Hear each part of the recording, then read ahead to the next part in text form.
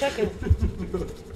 Češali su se i Banja Lučani jedni uz druge, ne bili što bliže prišli jednoj od najatraktivnijih pjevačica na Balkanu. Oko 1000 ljudi u klubu Kruna govori samo za sebe. Baš dugo nisam dolazila u Banja Luku. Tačnije, bila sam pa neke možda 2001. 2. Sad je 2008. Miladine, ne petljaj se, možda. Miladine, bola, nemoj se petljat kad ne treba. Da dođe u Banja Luku nagovarali su je njeni mnogobrojni Facebook prijatelji. Gdje su moji Facebook manjaci? Ajmo Facebook! Moram da pozdravim moje prijatelje sa Facebooka, pošto su me oni baš onako tražili dosta. Ja se izvinjavam, ali sa Figarom upravo sam skinula Figaro sa glave, što ništa neće značiti na kraju, pošto će biti potpuno preznojena, ali dobro. Da znate, zbog frizure, lip ti znoj. Dobro izgledaš. Hvala. To je najbitnije. Na brzinu smo se spremali, tako da, eto. Dobro, je li ženama najbitnije da dobro izgledaš? Ne. Bitno ti je da dobro izgledaš, čisto da se dobro osjećaš.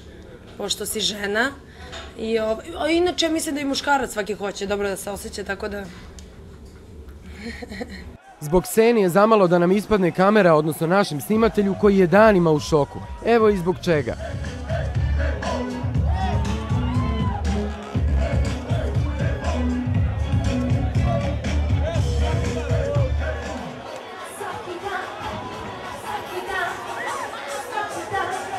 Iako većinu na njenim nastupima čine muškarci, priznaje da se sređuje zbog žena. Pa da, jeste, zato što žene komentarišu, kako već cipela obolo, ove sam videla prošle nedelje. Ništa je. Da vidim ove farmerke, a frizura, znam kod koga ide. Tako da jeste da je bitno i da je možda to neka, pre svega, ta neka utrkačica, da kažem. Evo, dobio je novi naziv, ta faza utrkivanja utrkačica. Dakle, ja sam ona prva utrkačica. Odnedavno je u vezi sa Filipom, manekenom i nerođenim bratom rukometaša Petra Kapisade. Filip je kao pravi muškarac pratio Ksenđu i na ovom koncertu. Iako je bježao od medija, od našeg dvogleda nije mogao. S tim Filipa, a ne možete sad. Pa ne, to mi nije ništa strašno, zato što Filip i ja imamo super odnos i što bih rekao, mjerkali smo se. Ne znam, jeste to gledali, jeste? Dakle, neće davati više intervjua. Inače je super dečko i nije umoran. Ja bi svaki dan, dečko mi je umoran, bit će posla pune šake. Ja bi svaki dan, radit ćemo, imam plan, opat, supat, cike, cake. A to je meni sad najbitnije, tako da... Dobro, jesi ti umoran? Ne, ja nikad nisam umorna. Mislim, ja sam malo, ali... Kad stavi Figaro na glavu, sve okej. Šalim se, naravno. Dobro, kako on podnosi tu iznenadnu popularnost koju sada ima kada je tvoj dečko? Pa teško. Hajde, majke ti da ga vidim. Snimit ćemo ga, nije problem. Mene toliko zanima. Ali nemoj previše, molim. Pa kapravno podnosi. I da je svestan svega što se dešava kod njega i jedan je od najsvesnijih muškaraca koji su bili sa mnom. Što je potpuno čudno, pošto on ima 21 godinu, a ja 30. Tako da sam jedna Demi Moore koja, eto, devojčice, ako kasnije nešto bude krenulo na dole, imate pravo riječi. Dobro, ko je glavni u vezi, s obzirom da je tolika razlika? Svi bi rekli da si to ti. A ja bi rekla da ja sam. Kaže da je se poput većine temperamentnih žena muškarci plaše. Ne znam da li volite da jedete picu. Šta ti misliš? Sunce moje. Dosta, baš dosta. To je živa istina. Mislim da se oni više plaše nečega oko mene, neke priče koje Ksenija Pajčin, a ne prave mene. Tako da to je već njihov problem. Moraš da skapiraš čoveka, pošto ja i da pričam sa Madonom, već bi znala ne samo šta da je pitam, nego na koji način da je priđem i šta nju sve već boli u mozgu, to je katastrofa, mnogo pitanja. Sve je to Amerika. Da li je Kseniju bolio mozak te noći ili je sve to Amerika, nismo baš 100% sigurni. Kaže da žene koje prilaze same muškarcima smatra totalnim kretenima. Da li si nekada nikad pričala? u životu, Bože sačuvaj, Bože pomozi. Zašto? Ne. Ja mislim da to žena ne sme da radi. Iskreno.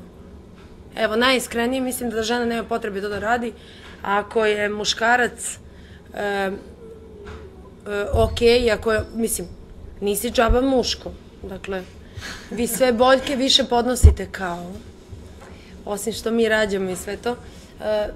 Mislim da to nije neka normalna pojava po meni, iskreno, zaista. Evo, inače sam racionalna i smatram da sve čovjek može da uradi, ali da žena priđe muškarcu, to je meni kretenizam.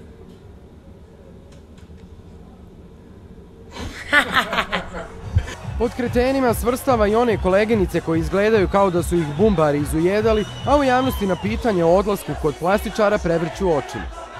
Nisam, evo, rodila sam se ovakva. Ne znaš šta da kažem. Da, šalu na stranu, evo baš imam sa Facebooka prijatelji i često raspravljamo o toj temi i kažu mi da sam car, to se tako kaže, jel? Taj neki fazon, slang, koji priča o svemu, naravno i operacijama, dakle radila sam gornju usnu i grudi koje naravno vidite, nisam džabe vada dala pare. Jagodice nisam radila, niti oči. Evo, o tome se pričalo konkretno. Da, a to je meni potpuni hit. Pošto sam ja došla kao neka lepotica, jel? Tako da, to je bio prvi razlog zašto je neko hteo uopšte da radi sa mnom posao. Pošto ovakvu facu ne vidiš ovde svaki dan.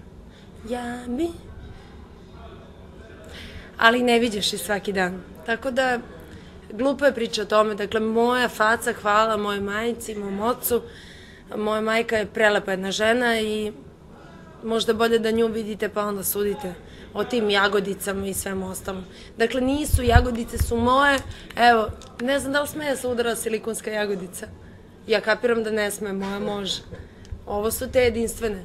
Videla sam da Madonna ovo radi. Dobro, Madonna ima 50. Da, nego kažem ti inače radi to sa... Da. Znaš ono.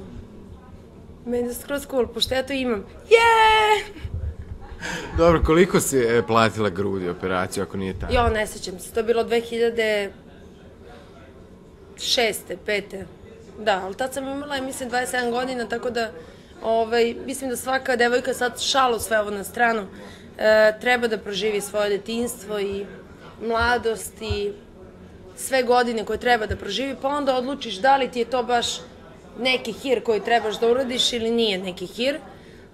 Ja sam odlučila da kao, ajde, jeste mi hir, kao što vidimo, i dobro se osjećam i nisu iste kao kad ih staviš. Prirodnije su sad. Hvala ti. Nema na čemu.